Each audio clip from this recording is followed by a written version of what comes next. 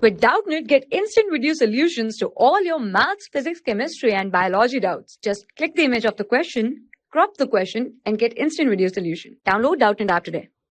Hello everyone. So the question is, state how does the time period of a simple pendulum depends on mass of bob. Alright, so we need to find relation between time period and mass of bob.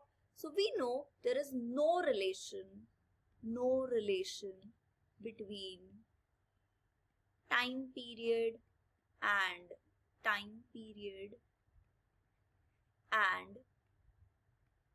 mass of bob. Time period is independent of mass of bob. Time period is independent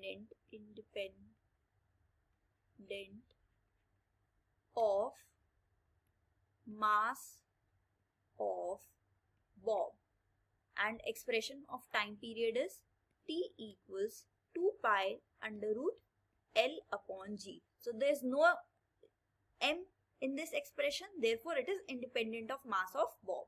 Alright, so that's all. Thank you. For class 6 to 12, IIT JEE and NEET level.